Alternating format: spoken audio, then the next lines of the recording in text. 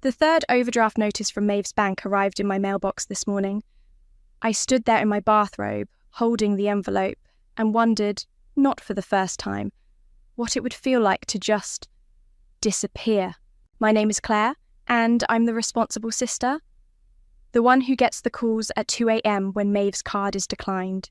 The one who knows exactly how much money our parents have in their retirement account because I'm the one who set it up. The human safety net for a family that treats stability like it's my superpower instead of my prison. Claire? Claire, are you there? Maeve's voice crackled through my phone speaker. I really need your help. The bank, they're being totally unreasonable. Stop! I pressed my fingers against my temples. Just how much this time? Only 800. I swear I'll pay you back by next month, like the 600 from January or the 1,000 from Christmas. The words came out sharper than I intended. Silence on the line. Then, in a smaller voice, You're mad at me. I'm not mad. I was exhausted. I'll transfer it. But Maeve, this has to stop. You're the best. I love you so much. Hey, did Mum tell you I might be getting that job at the salon? I ended the call and opened my banking app. $800. That's 2 weeks of groceries, or 1/3 of what I needed to reach my down payment goal. The number I'd been inching toward for 3 years, watching it grow in my savings account like a fragile plant.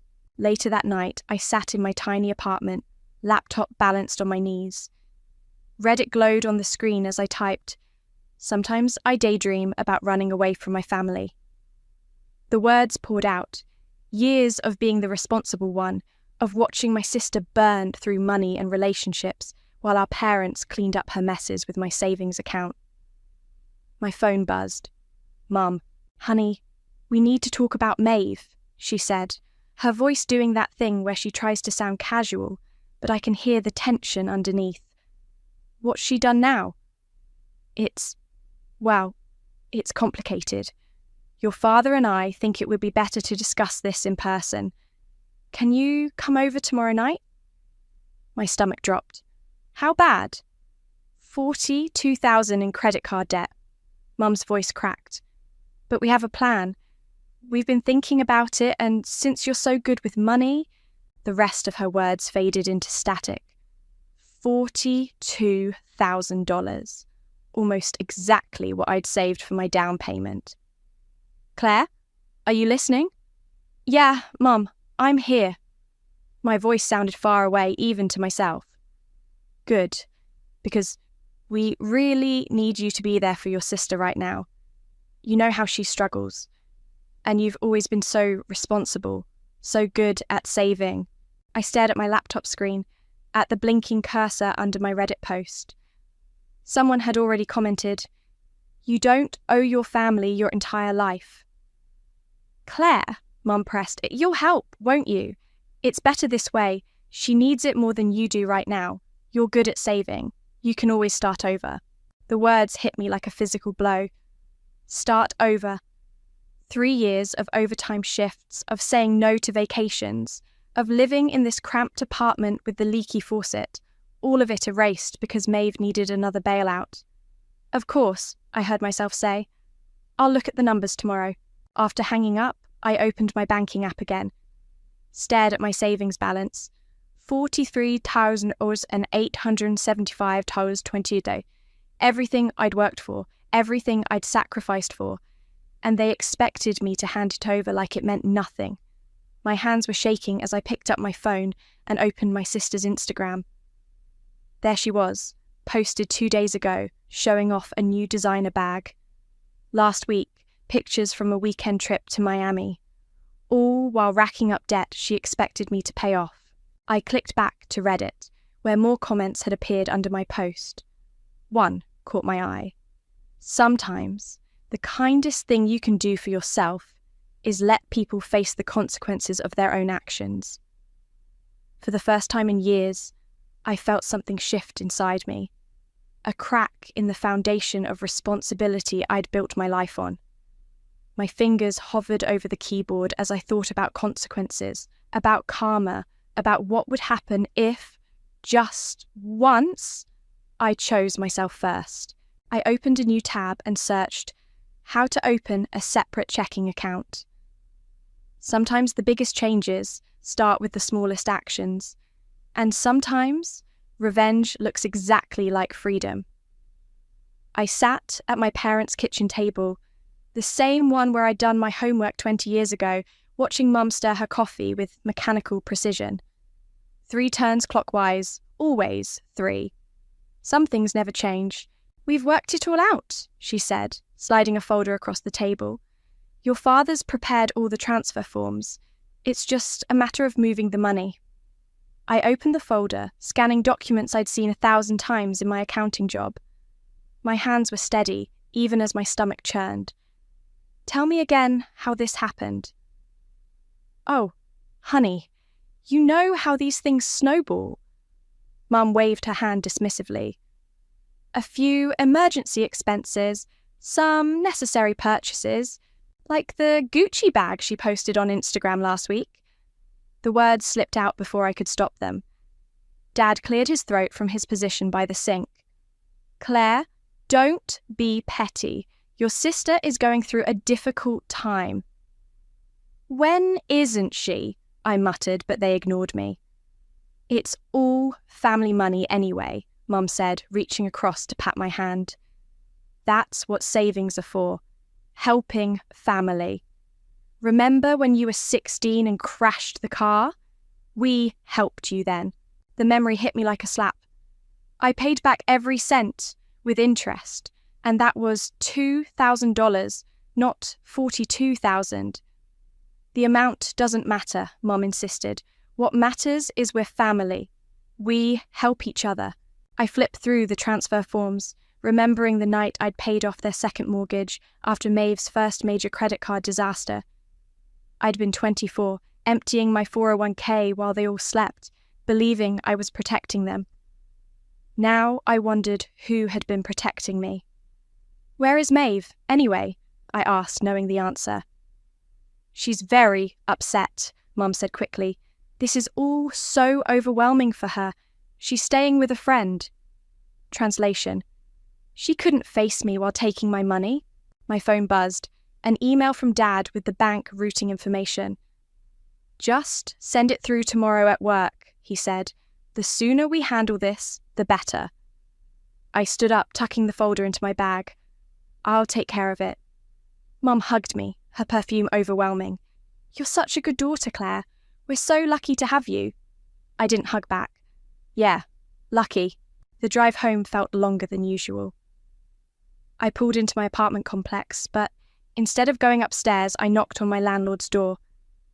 Prudence answered, still in her gardening clothes. Claire, everything okay? I need to ask you something. I swallowed hard. What's the earliest I could give 30 days' notice? Her eyes narrowed. Planning to leave us? Maybe. I'm not sure yet. I just need to know my options. Prudence studied me for a long moment. First of the month, she said finally. But Claire, whatever you're planning, be sure, really sure. Back in my apartment, I opened my laptop and started making lists. Account numbers, passwords, joint investments, utility accounts, every financial thread that connected me to my family. My phone buzzed again. A text from Maeve.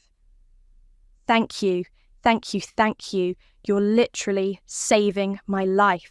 Love you, sis. I stared at the heart emoji, remembering another night 5 years ago. I'd been in the emergency room with a kidney infection, delirious with fever. I'd called Maeve 3 times, begging her to come. She was too busy. I saw her party photos on Facebook the next day. Opening my banking app, I began the process of opening a new account. Different bank, different branch. No connection to any existing accounts. Then I started documenting everything. Screenshots of transfer histories, spreadsheets of loans paid, receipts for bills covered. A new email arrived from Dad. Don't forget, Transfer first thing tomorrow. Your mother's worried sick about this whole situation. I typed back, "Don't worry. Everything will be taken care of by 9 a.m. It wasn't exactly a lie. By 9 a.m. tomorrow, everything would indeed be taken care of.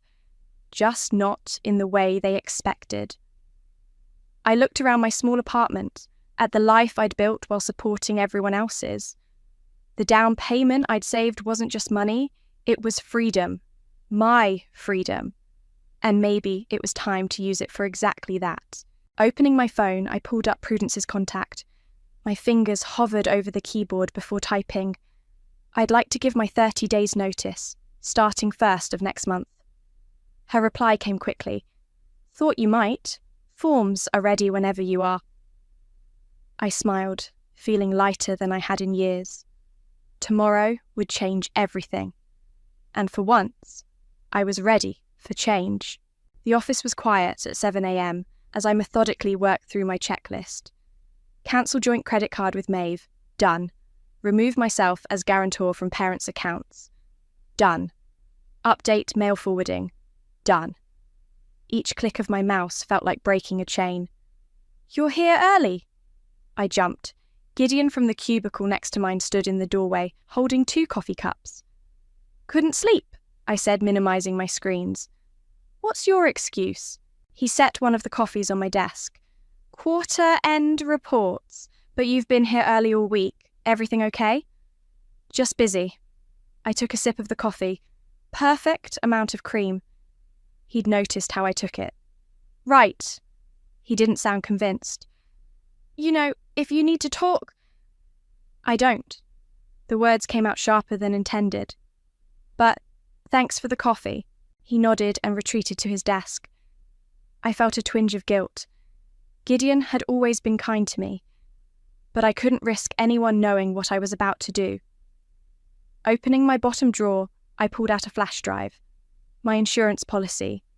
Years of receipts, transfer records, loan documents, every dollar I'd given them, every bill I'd paid, every financial rescue I'd mounted. I'd spent weeks scanning and organising it all. So when my phone buzzed, Mum, just checking, you're handling the transfer this morning, right? Everything's in motion, I texted back. Not a lie. I pulled up the joint investment account I shared with my parents, the one they'd insisted I manage because I was so good with money. With a few clicks, I transferred my portion to my new, separate account.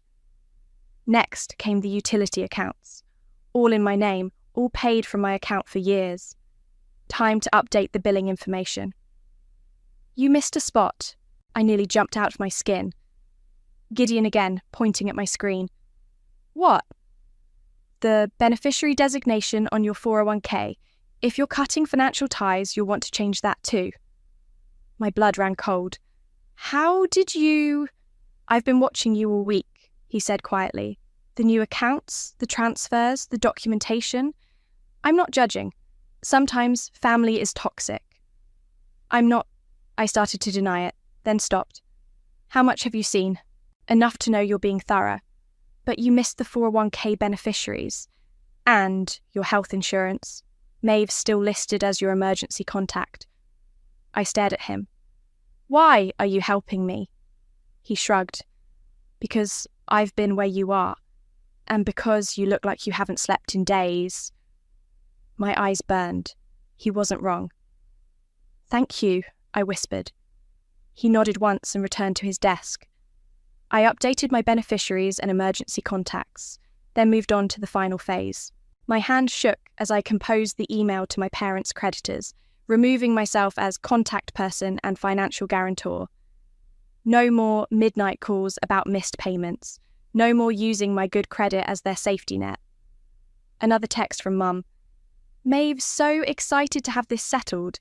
We're thinking of celebrating tonight. I pictured them planning a dinner with my money they didn't yet realise they wouldn't be getting. My stomach churned. Opening my email, I crafted one final message. Transfer will process by 9 a.m. tomorrow morning.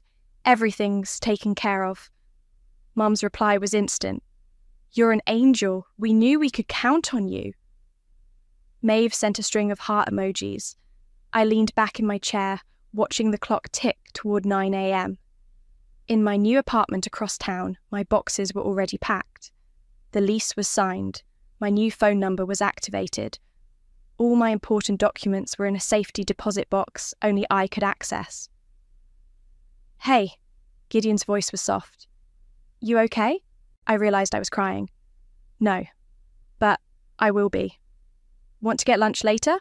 After everything?" I looked at him, looked at him for the first time. He had kind eyes. "Yeah," I said. "I'd like that." My phone buzzed one last time. "Dad, your mother's worried the transfer hasn't shown up yet." I turned off my phone and slipped it into my drawer. By now, they'd be checking their accounts, waiting for the money. The panic would start soon.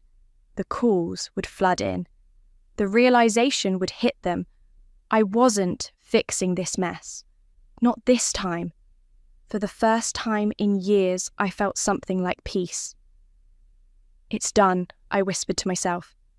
It's finally done. The office began to fill with other employees. Normal morning chatter, coffee runs, regular life continuing while my world shifted on its axis. I opened my web browser and pulled up apartment listings. Time to start thinking about furniture for my new place. Time to start thinking about myself. The first voicemail came at 9:07 a.m. "Claire, the money hasn't shown up yet. Call me back immediately." Mum's voice was tight, controlled. 9:12. "Claire, this isn't funny. We need that transfer now." 9:15 a.m. "Your sister is having a panic attack. How could you do this to her?" I sat at my desk, sipping tea, listening to the messages pile up through my blocked numbers. Each one more desperate than the last. The office hummed with normal activity, while my phone silently exploded. Gideon appeared with another coffee. "How's it going?" "They're melting down." I showed him my email. 37 new messages in the last hour. Mum's threatening to call the police. For what? Not giving them your money? For stealing from them? She thinks I hacked their accounts. I couldn't help but laugh. I just removed myself from them. My computer pinged. A new email from Maeve. "OMG, did someone hack you? My card just got declined and the bank says the account is closed. Call me!" "She thinks she's been scammed," I told Gideon. "Hasn't figured out yet that I'm the scammer." "How long are you going to let them spiral?" "Until they stop expecting me to fix everything." The elevator dinged. Through the glass walls of our office, I saw Maeve storm in, her designer bag swinging wildly. My stomach dropped. "Where is she?" she screamed at the receptionist. "Where's my sister?" Security was already moving.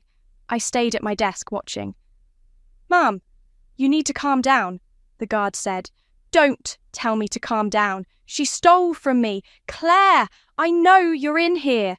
I stood up slowly, walked to the office entrance. Everyone was staring. "You need to leave," I said quietly. "Leave? Leave? You destroyed everything. The accounts are empty. Mum's crying. What did you do?" "I didn't take anything that wasn't mine." My voice was steady. "The accounts aren't empty. They just don't have access to my money anymore." "Your money?" She laughed hysterically. "It's family money. That's what Mum always said." "Not anymore." The security guard stepped between us. "Mum, if you don't leave voluntarily, we'll call the police." "Go ahead," Maeve shrieked. "Call them. She's the criminal." "The only crime," I said, "is how long I let you all use me." Something in my voice made her stop. "Really look at me." You did this on purpose?" "Yes." But why? We're family." "Family doesn't drain you dry. Family doesn't expect you to sacrifice everything. Family doesn't treat you like an ATM." Tears streamed down her face. I needed that money. No, you needed consequences. The security guard took her arm. Time to go. You'll regret this, she screamed as they led her out. Mum and Dad will never forgive you. I know, I said softly. That's the point. The office was dead silent. I turned to face my co-workers, their shocked expressions. Show's over, I announced. Back to work. I returned to my desk, hands shaking slightly. Gideon appeared with a water bottle. That was intense, he said. That was just the beginning. My phone lit up with a text from an unknown number. Dad, using Mum's phone. Your mother is having chest pains. If anything happens to her, it's on you. I blocked that number too. Another email from Maeve. I hope you're happy. You've destroyed this family. I never want to see you again. I typed back 3 words.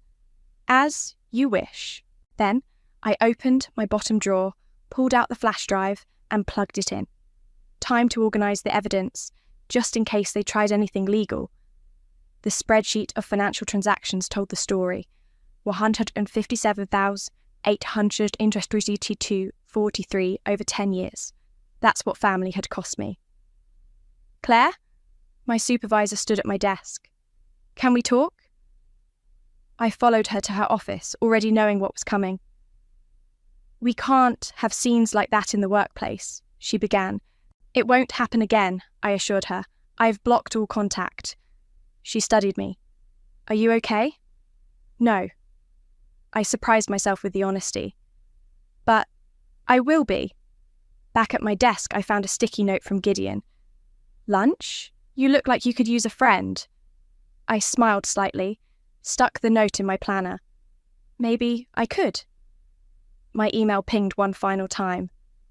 Mum, you don't belong in this family anymore. For the first time, those words didn't hurt.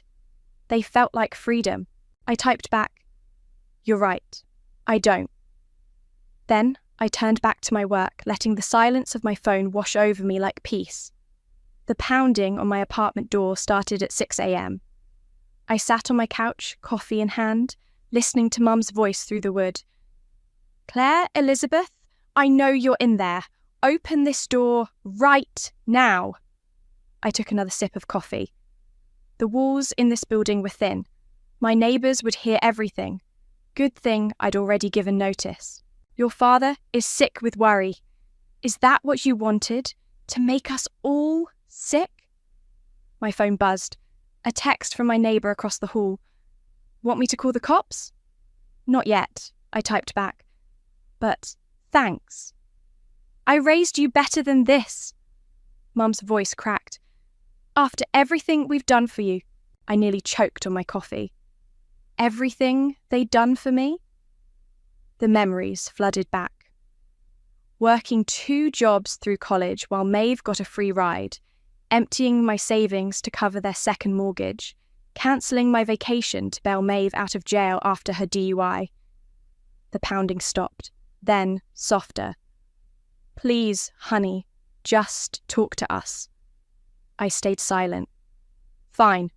Her voice turned cold. Have it your way. Footsteps retreated down the hallway. I waited 10 minutes before opening my door to retrieve the mail. At work, Gideon was already at my desk. You look terrible. Thanks. Mum showed up at my apartment this morning. Did you talk to her? No, but the whole building heard her talk to me. I slumped into my chair. HR wants to see me at 10. Because of Maeve's scene yesterday? I nodded. Apparently, she's been calling the office multiple times. Want me to come with you? To HR? Why would you? Because you look like you're about to break, and someone should have your back. The sincerity in his voice made my throat tight. I'm fine. No, you're not, and that's okay. Before I could respond, my email pinged. A message from an unfamiliar address made my blood run cold. Hey, Claire Bear. Long time no see. Heard you're having family troubles. Maybe we should talk about some of Maeve's creative accounting. Hank, Maeve's ex, the one who'd introduced her to credit card fraud. "What's wrong?" Gideon asked. "You've gone pale." I showed him the email. Maeve's ex, he's not a good person. Sounds like a threat. It is. I rubbed my temples. Maeve must have told him about the money. "Ms. Roberts?" HR's assistant appeared. "They're ready for you." The meeting was exactly as uncomfortable as I'd expected. Yes, my sister had been causing disruptions. No, I couldn't control her actions. Yes, I understood this was a professional environment. "We're concerned," the HR director said, "about the impact on workplace harmony." "I understand," I replied. "I've blocked all contact. It won't happen again." "See that it doesn't." Back at my desk, 3 more emails from Hank waited, each more suggestive than the last. "I know things about your sister's finances that could cause real problems. Wonder what the police would think about certain transactions. Let's meet, talk about family loyalty." "You should report him," Gideon said, reading over my shoulder. "And say what? That my sister's sketchy ex is threatening me because I won't give her money?" "Yes, exactly that." My phone lit up with a text from an unknown number.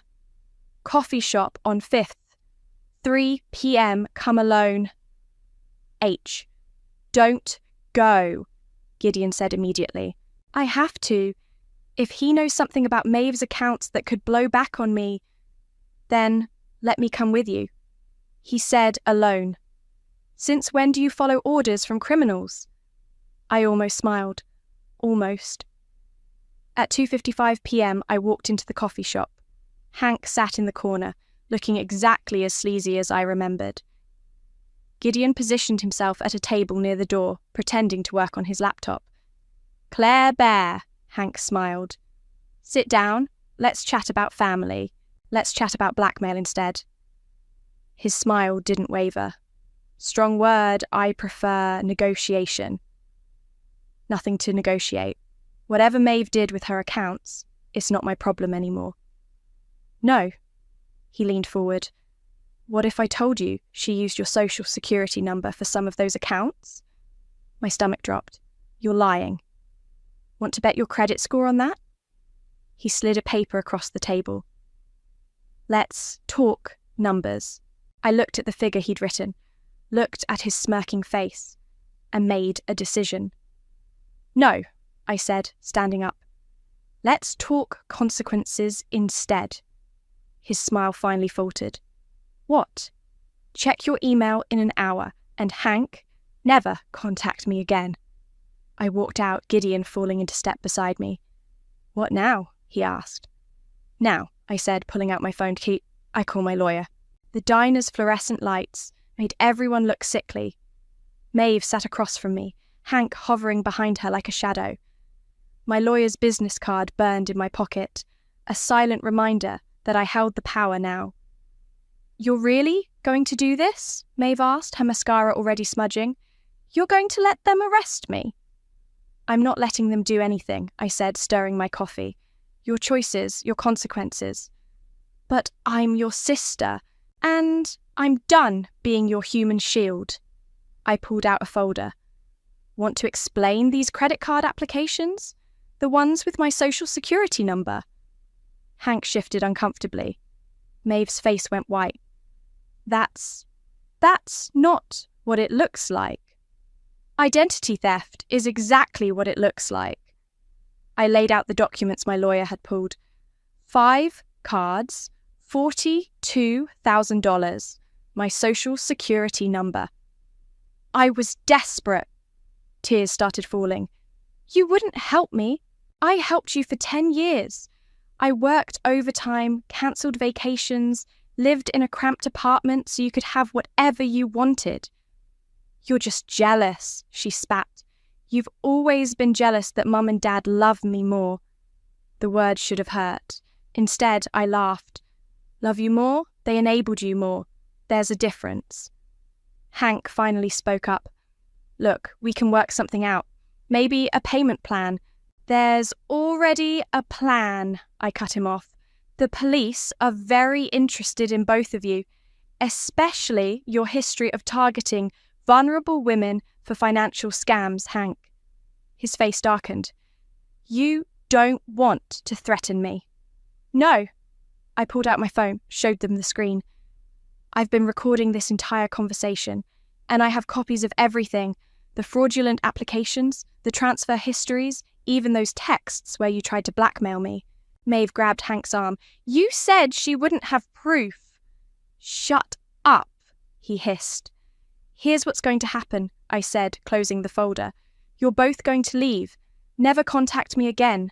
Never come to my workplace. Never touch my finances. Or what? Hank challenged. Or I press charges. Identity theft, fraud, blackmail. Take your pick.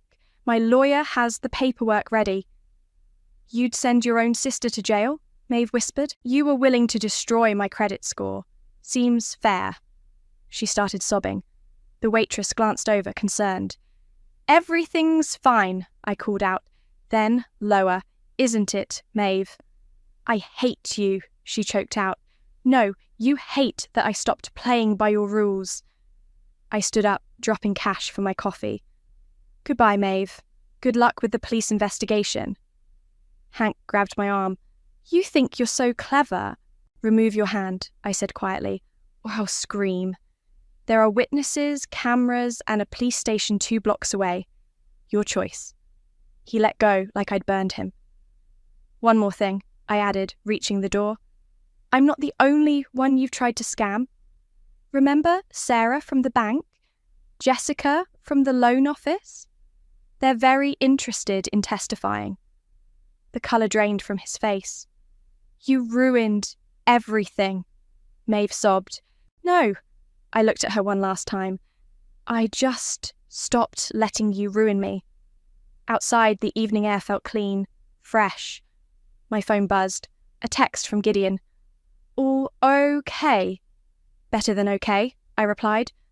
Another message popped up, this one from Mum. Maeve just called us hysterical. What have you done? I typed back. Ask her about the credit card fraud. Ask her about Hank's scams. Or, better yet, ask yourselves why you never did. Then I blocked their number too. Walking home, I passed a real estate office. In the window, a photo of a small townhouse caught my eye. Nothing fancy, just a modest home with a small garden. But it would be mine. No family drama, no financial abuse, no midnight crisis calls. My phone rang, my lawyer. They took the bait, she said. Hank's lawyer reached out. They want to deal. And Maeve? The evidence is clear. She can cooperate or face charges. I watched my reflection in the real estate window. The woman staring back looked tired, but strong. Give them 24 hours to decide, I said. Then we move forward. You're sure about this? They're your family. No, I said, turning away from the window. They're people who used to control me. There's a difference. I hung up and started walking again, faster now. Each step felt lighter, each breath clearer. Behind me, the sun was setting on my old life. Ahead, the street stretched out like possibilities. For the first time in forever, I was free to choose which way to go. The legal notice arrived on a Tuesday morning. I stared at the certified letter, my hand shaking as I read the words. Notice of civil action. My parents had listed me as a co-debtor on a new loan, one I'd never signed for.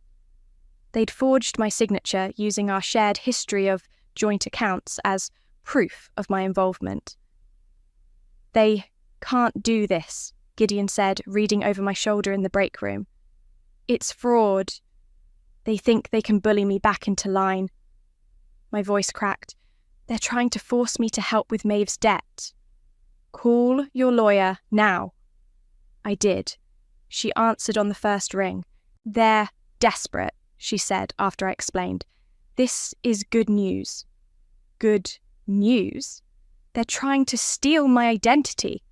No, They're providing evidence of a pattern of financial abuse. This helps our case. My desk phone lit up. The receptionist's voice was apologetic. Your father's here. Don't, Gideon said, but I was already standing. Dad looked older, standing in the lobby. Defeated. Claire, please. Your mother's not sleeping. Maeve's talking about moving across the country. We just want our family back. The family where I pay for everything and get nothing in return? That's not fair. No, what's not fair is forging my signature on loan documents. I held up the notice. Did you really think I wouldn't fight back? We're scared, he admitted. The bank's threatening foreclosure. Maeve's cards are all frozen. Your mother's blood pressure. Stop. My voice was steel. I'm not responsible for fixing your lives anymore. But we're your parents. Parents protect their children. They don't exploit them. His face hardened. Your mother was right. You've changed. Yes, I have. Back at my desk, I emailed my lawyer the security footage of Dad's visit. More evidence. My phone buzzed.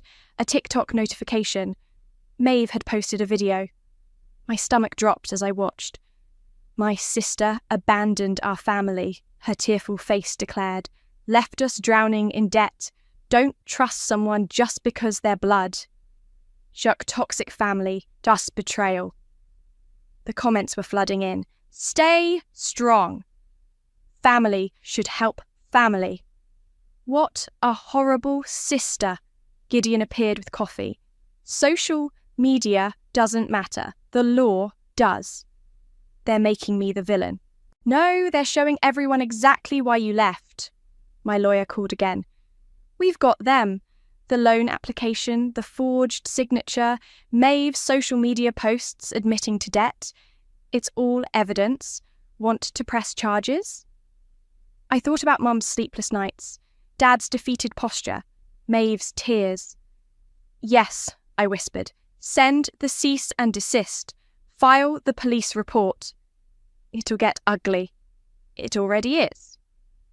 That night, alone in my apartment, the email started. Mum, the police came. Is this what you wanted? To destroy us? Dad, your mother's in the hospital. Stress attack? Are you happy now? Maeve, they're saying I could go to jail. I hope you rot. I forwarded each one to my lawyer without reading further.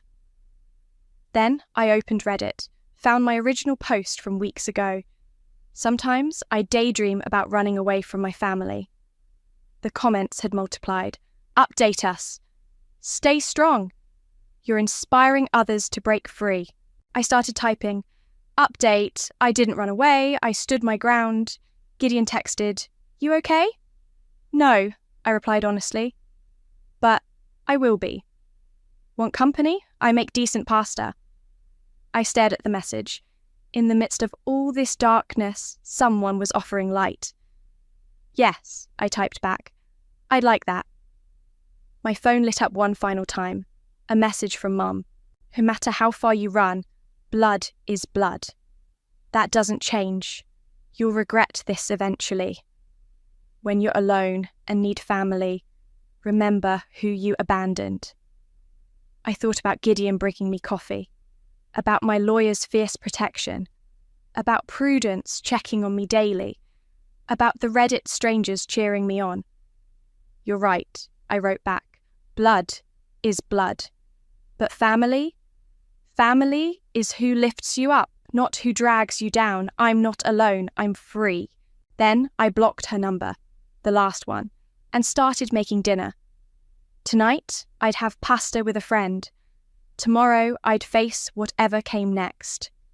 The police report was filed. The cease and desist was sent.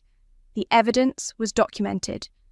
For the first time in my life, I wasn't fixing their mess. I was fixing mine. The keys to my new townhouse felt heavy in my hand. Prudence stood beside me on the front step, holding a potted plant, a housewarming gift. Ready? She asked. I turned the key. The door swung open to empty rooms full of possibility. My possibilities. It's smaller than your parents' place, Prudence noted. But it's mine. I set down the box I was carrying. Every inch of it. My phone buzzed. A news alert. I'd set up notifications for certain names. There it was. Local businessmen arrested for financial fraud. Hank's mugshot stared back at me. Good, Prudence said, reading over my shoulder. One down. Maeve took a plea deal, I told her. Community service, financial counselling, and she has to pay everything back. And your parents? The cease and desist worked. They're leaving me alone. Moving boxes lined the hallway, each one labelled in Gideon's neat handwriting. He'd insisted on helping organise the move, turning chaos into order, just like he'd helped turn my life from chaos to order. Where do you want this? He called from the doorway, carrying my small kitchen table. By the window, I said, where the light is. My phone buzzed again. A text from my lawyer. Final paperwork filed. You're officially clear of all their accounts. Congratulations. Prudence squeezed my arm. How does it feel? Scary, I admitted. Good, scary. We unpacked in comfortable silence, each item finding its place, each room slowly becoming home. No more leaky faucets, no more thin walls, no more waiting for the next crisis. Look what I found, Gideon said, holding up an old photo album. You can throw that away. You sure? It's your history. I took the album, flipped through photos of forced family smiles and fake harmony. My history is what I make from now on. The doorbell rang. My heart stopped. Pizza, Gideon said quickly. I ordered pizza. We sat on moving boxes eating pizza from paper plates. Prudence told stories about terrible tenants. Gideon shared office gossip. Normal conversation, normal life. My laptop dinged. A new email. From Mum. Don't open it, Prudence warned. I need to. The subject line read, Receipt. Dear Claire, your father and I received the final notice from the lawyer today. You've made your point. You've won. I hope you're satisfied with destroying this family. But since you're so focused on debts and payments, here's a receipt for every dinner I cooked, every ride to school, every birthday present. That's what family meant to us. Keeping score. Isn't that what you wanted? When you're ready to apologise, you know where to find us. Mum, I started laughing, couldn't stop. Claire? Gideon looked worried. I opened my spreadsheet, the one documenting every dollar I'd given them, added up the total one last time. 157,892, 43. Want to see my reply? I asked. They nodded. I typed, Dear Mum, here's my receipt. Second mortgage payment, $47,000, Maeve's bail and legal fees, $15,000, credit card bailouts, $42,000, utility bills, $23,892, emergency loans, $30,000 total, $157,882, but you forgot some things in your receipt. Cost of my self-respect, priceless, price of my freedom, everything I had, value of finally standing up, worth every penny. I'm not keeping score anymore. I'm just keeping my peace. Goodbye. Claire. Send.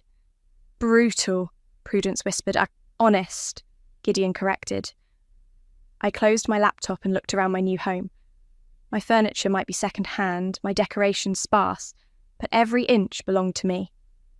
I need plates, I said suddenly, and curtains, and... Tomorrow, Gideon said. Tonight, we celebrate.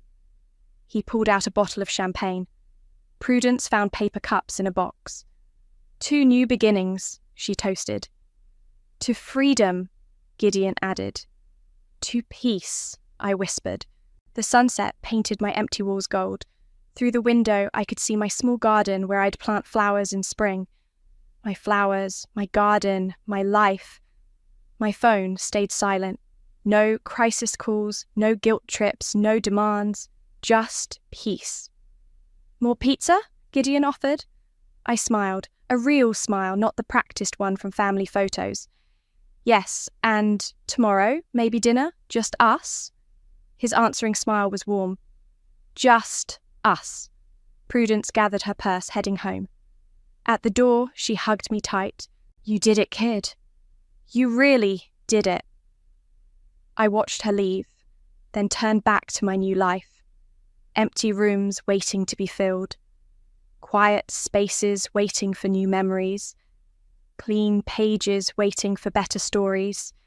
And for once, the silence felt like a beginning, not an end.